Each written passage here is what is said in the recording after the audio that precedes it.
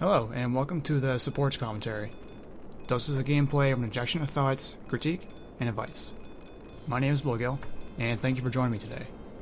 We will be playing as Yuri in this match on AI Station 404. I have a Raylan on my team, soon to be with a Lone Star as well, going against a Vinian Spike, a Na, and a Genji. So as before with Genji, my concern is keeping the push strong for as long as possible. So I figured I'd start out with mines first, in order to keep back the droids and any attackers.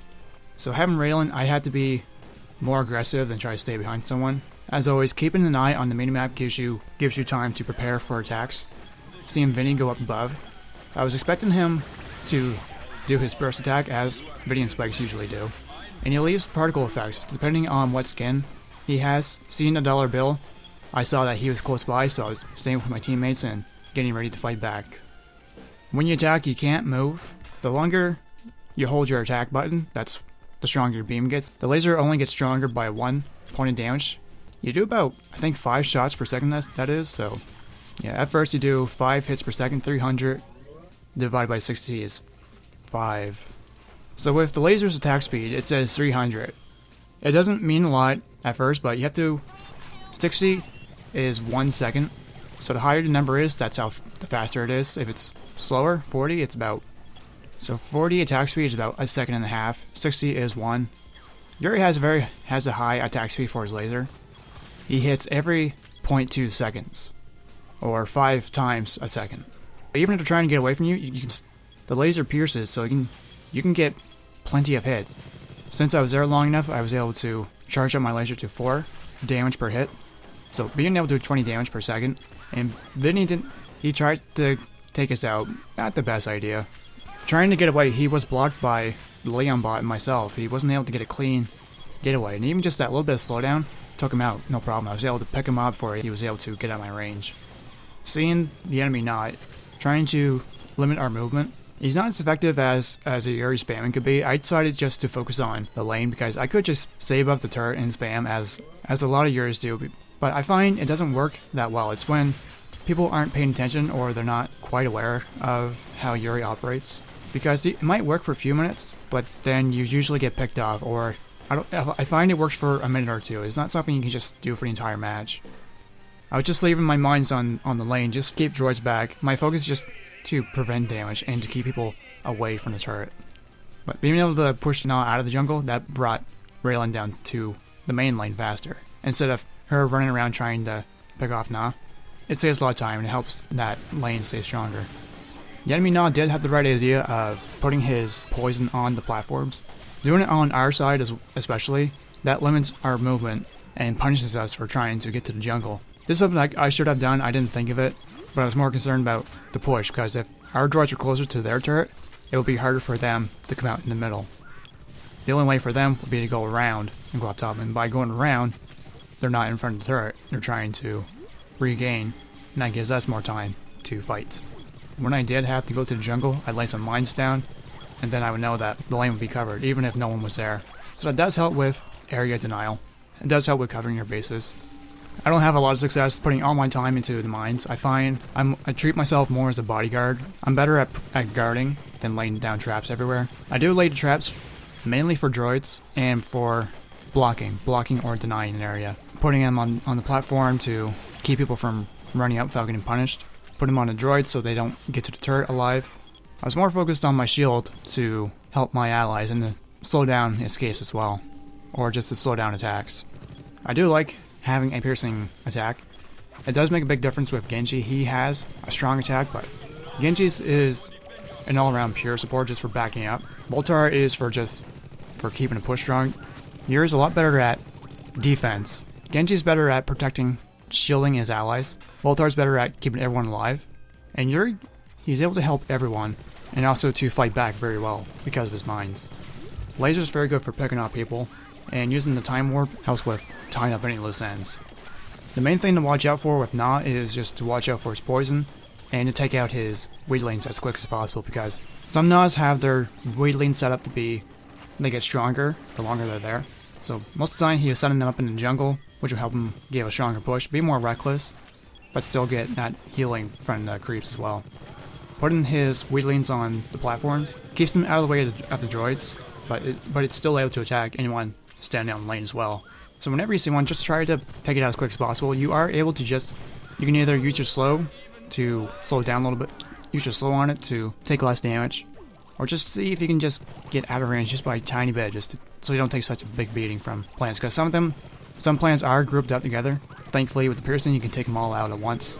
But just don't take too much damage if you're just trying to take out weedlings and not enemy Awesomenauts.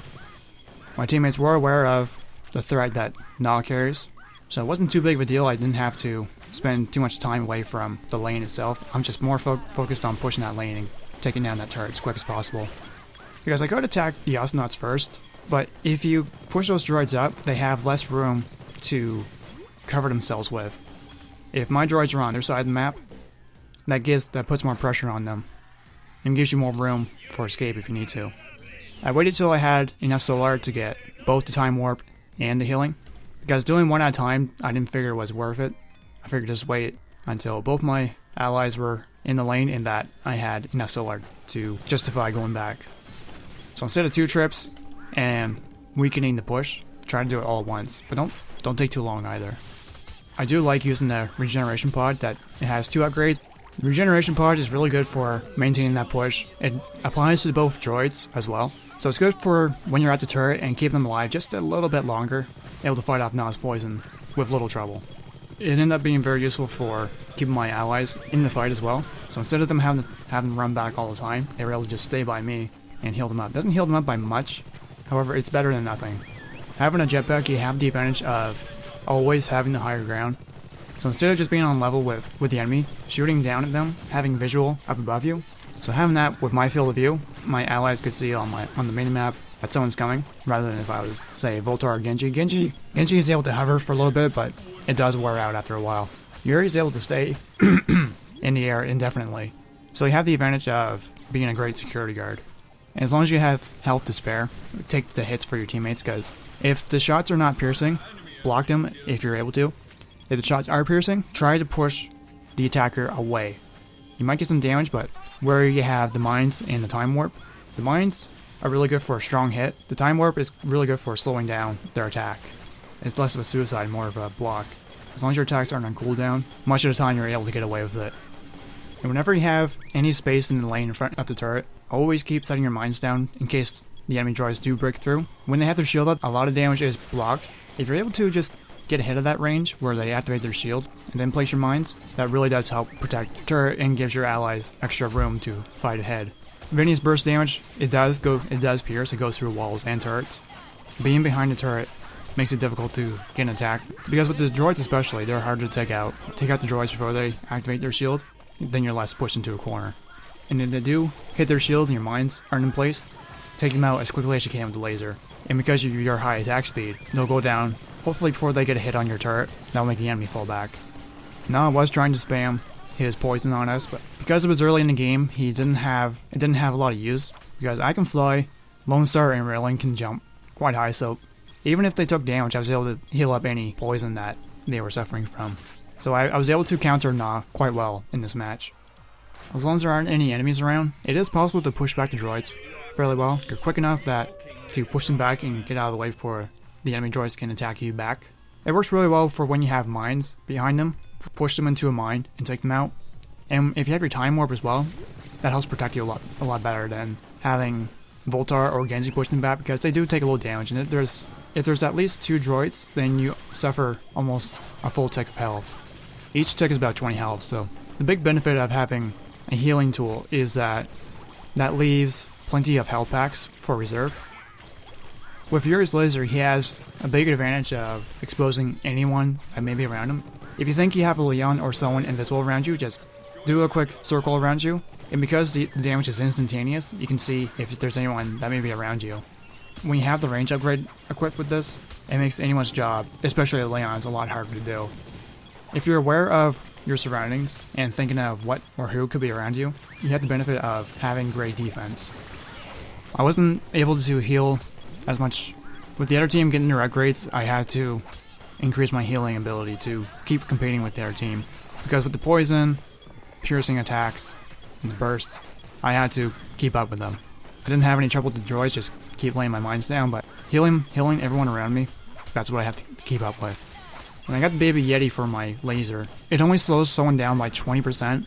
It only applies slow for when your laser's on them. As soon as they get away, that's when the debuff is done. It does have the benefit of it's less effective for you, but more effective for your allies. Because while they may be trying to get away, even if you're not doing a whole lot of damage to them, that gives your allies time to go past you and to catch up to them.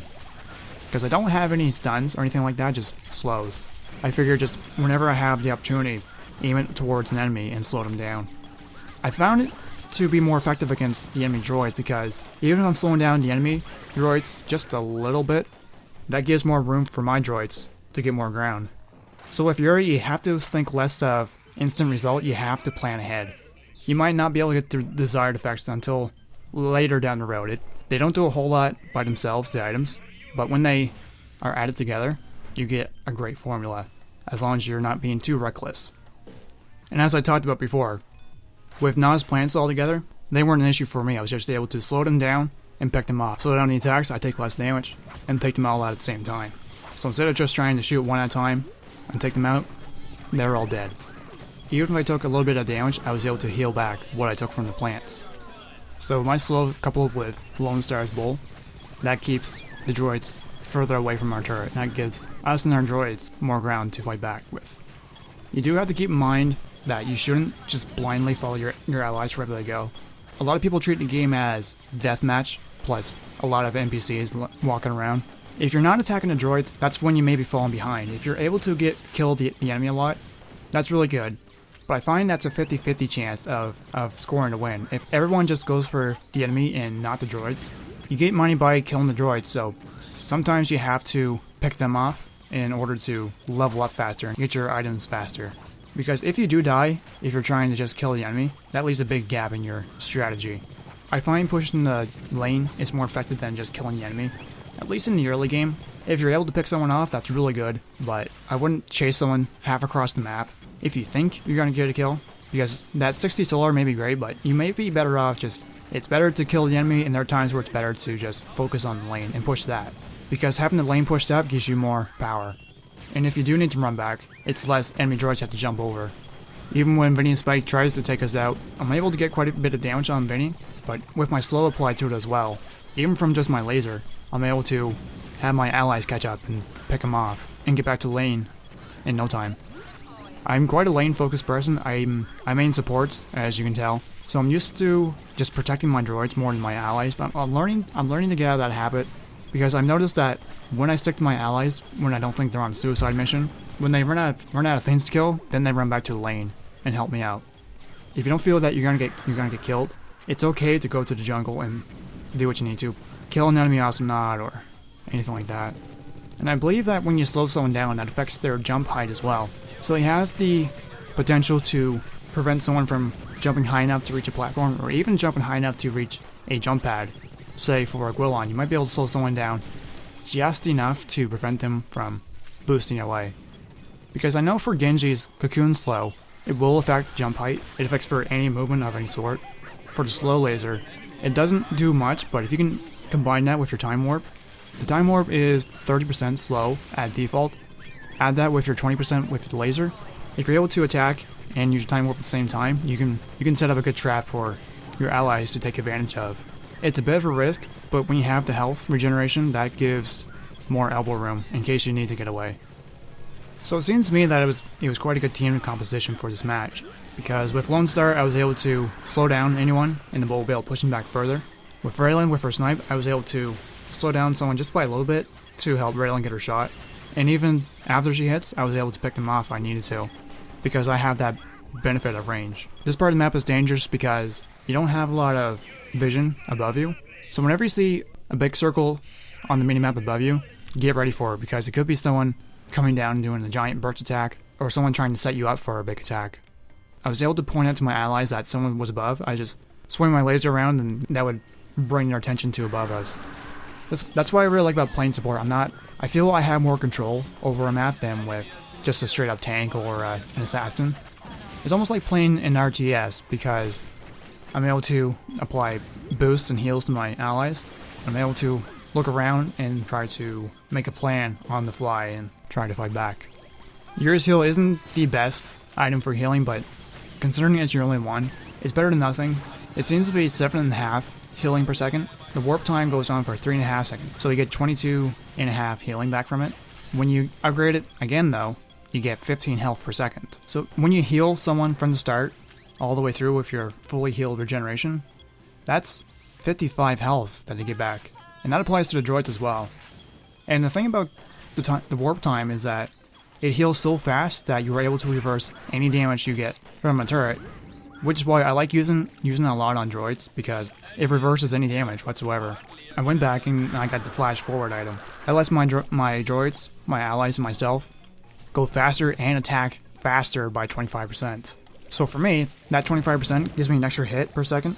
With my base attack, I get about 5 hits per second. That gives me an extra hit. 6 hits, so you can have 3 times 6 or 4 times 6 if you have it charged up a little bit. And when you have it powered up as well, when your laser's more powerful, this can be quite intimidating. It's also useful for escapes or for chasing down someone, because you go faster as well. So if you need to run after someone, take them out, or have someone chase after anybody, or even just running somewhere to the core or to the turret, wherever. The attack speed bonus also applies to droids. So when they're fighting or when they're at the turret, they fight faster. I think this is the only item that lets droids attack faster. It's great for making a push go faster, so with the slow, the healing, and the speed bonus, I see almost no flaws in my plan. The only thing I'm a little weak on right now is my mines, but I'm gonna be working on those towards the end of the match, because I felt quite confident in my enemies' abilities, Rail and Snipe and Lone Star's Dynamite, so I didn't see the need of putting more damage. Just their offense was solid, so I was working up on my defense. Because having all offense is really good, but the moment you have to run back, that's when you're exposed. So it is nice to have a lot of power, but I understand that I am a teammate. I have to help my teammates some way, cover what they cannot. I am good at what they are not, and they are good at what I am not. Genji had the explosion on his cocoon. It's quite intimidating because anything around it will take damage. But I noticed my speed bonus makes his explosion better, because where my allies go faster, sometimes someone's able to get out of the cocoon faster. However, when they get out, the explosion's not gone off yet, so it's possible for someone to get hit by that explosion, even if they are in the cocoon. So it's something to watch out for. So I figured I would work towards my laser and have that more powerful, because a lot of times I felt I just wasn't hitting them hard enough, and with an increased attack speed I'm able to get an extra hit per second. An extra 20% gives me an extra hit per second, so I have my base 5 hits. Add 20%, that gives me an extra hit. So 6, and then 7. And with my speed bonus, I can sneak in an extra hit per second. So I was less concerned about damage upgrades, it was just about how much damage I can do before they get away. So when you slow someone down, and you have high attack speed, and you have your speed bonus as well, you're able to put in a lot of damage before they can get out of range from you. I appreciate Lone Star trying to stay with us and keep the push going, but there were quite a few moments where he was borderline suicidal, because lots of times he is at 10 or less health, and he is still attacking, he is still at the front. There's nothing wrong with having to go back for health if you need to. Try to keep your time away from the lane as minimal as possible so you can get back. There are health packs lying around, I have healing. I have a long cooldown for healing, so try not to rely on that, but if you're gonna die from poison, there may or may not be a healing ready for you, because I may still be on cooldown. If I see the poison particles coming off you, I will follow you and try to heal you if I have warp time ready. Genji was using the item that makes homing droids. I don't find him to be very useful, because you could use them on droids, or you could use them on the enemy Awesomenauts. I found when I used droids, they didn't really do a lot of good, because they don't have that shield when they fight the turret. Sure, they might be able to pack a bigger punch towards enemies, but I find that you're better off using something else, either a slow, something more suited for preparing a trap. Droids, not so much, because if you're at the front line and you have your cocoon ready, what do you use it for? If you're at the turret, well, if you use it on droid, you're blocking your droids from hitting the turret. That's what I find the big drawback about it. And with my piercing laser, I have no trouble taking out a homing droid as well. He had the right idea of using the explosion to take out our droids and sometimes ourselves, but I find that it was just a minor flaw. It does end up working a few times though. Maybe it's worth it for those few moments alone. After a good while, we were able to take out the first turret, and we had more than half our turret health. So I think that was solid defense. And being able to heal fast enough and make my allies go faster helps cover any holes in the defensive plan. And with Raylan having her time rift as well, that helps with setting up a big attack as well. A lot of buffs will stack together, so my laser, my warp time, Raylan's time rift, if you stack them up together, it will slow down someone to a crawl. That also applies for speed bonuses, because if you have just a little bit of teamwork, it's interesting to watch. So now that the turret went down, my allies were at good health, I went back and I got some more items. I decided on increasing my damage. I thought about getting the debuff immunity, but there didn't seem to be a need for it. I don't think it affects poison. Vinny Spike wasn't using his cloud for some reason. I don't know why. Either he didn't know about it, but he had his prestige, so you would think he would know about that. At least just stop my droids from pushing further. A lot of Vinny Spikes will use the cloud and have the item where you get Solar for having someone in your cloud. He could have used that to really good advantage. Because having that, but he was so dead focused on the dive bomb. Even just myself, I was able to defend against that quite well. So where he wasn't using his cloud, I didn't see the need to get the debuff immunity. Blind wasn't something that we were experiencing often. So I just went with increasing my speed so I could keep up. So increase my speed so to survive better. Again, don't feel bad for having to run back. There are plenty of places where you can get health, myself, or from the jungle, or from health packs. So don't feel like you need to keep a push going. Go back and refill if you need to. Because you lose 30 solar, and anyone who killed you gets 60. And their allies get 30 as well. So if you're being careless, you are making it difficult for the rest of your team. Engaging ahead, when you see that ring of blue pop up, get the hell out of it. Because even if I heal my allies, I only heal just enough to cover that damage. So go back if you have to, go ahead if you think you can make it, but it is not worth getting an explosion. It's really good for droids, and it's good for people in a tight spot as well. So it wasn't a bad idea of using the explosion. When I got back to the base, I got debuff immunity. I was curious to see if it affected the cocoon or not, and I was getting it to prepare for Vinny's cloud, just in case he started using it. Because being immune to blind, come on. And I could have just spent all my solar right there, but I decided to just wait until I could afford a better item. I could have gone with the Medican. I figured just wait and buy a better item instead. Vinny Spike's attack does pierce, and it's hard to see as well when you're in a big group fight, and before you know it, you can be whittled down in no time because of his piercing attack, his attack speed, and his range especially. It's not too great at first, but if it is upgraded, they can pick you off from a pretty good distance. When I respawned, I decided to increase the damage on my mines a little bit. I felt okay with my attack speed at that point. It's just a matter of making my mines have more punch to take out droids faster. Because my current mine setup didn't really have the best use against enemies, it was just more about defense. But the next time I play Yuri, I'm going to try having the bounce and splitting them into 3. Because I find that does a lot better for general defense. Droids and enemies as well. Because having the mines bounce on platforms, because they might see that mine bouncing, but they don't know how high it bounces though. So that could be a good trick that a Yuri could do. You could couple it to have more damage, or you could couple it to have stay around longer or reduce your cooldown. So you could have just a pile of mines laying about. Playing against the boss, they don't have that spatial awareness. You can just lay mines in the middle of nowhere and they'll run into it. Bots don't seem to have a reaction code to it. They don't react to being healed. They don't react to any danger around them. It's just if there's an enemy droid or an Awesomenaut. If there's a trap laying about, I think they react to wheatlings, but for Yuri's mines, they seem to just ignore it. But where you don't get as much solar for killing a bot, but it does reduce the enemy's pushing power as well. And they also get that shield, so if you have to choose, a lot of times it's better to go for a human player because it takes longer to take down a bot and you don't get as much solar. So that was patched in to prevent bot farming, which is good. It's just they're dumb as bricks. So instead of having them being dumb as bricks and being picked off and getting the full reward, it's usually not worth the time unless they're actually going after you. So it's a good idea to go into practice mode and just study the bot's behavior, because they just seem to have 2 modes: go forward and go back. When they see a droid or a player, that's when they attack. If it's something that you collide with, they seem to react to that, walls or plants. If you can walk through it, they don't seem to have a code for reacting to it. So you can use it to your advantage, whether it be mines or clouds or even time or anything that they can run through. They don't seem to react to it. Throughout a match, just keep your defense as strong as possible. If your allies are able to cover the defensive part, then you have a solid layout. Keep them at the front as much as you can. Heal them up or have the lane covered so they can run back a little bit and get health if they need to. Keep that time being away from the fight as minimal as possible. Again, with using the laser to point out something, able to prevent a gank from happening and help Raylan be able to properly respawn. I think our Lone Star was more focused on getting kills, and he ends up suffering quite a bit for it. Getting near the end of the match, I feel that I did a good job with defending my team, my lanes.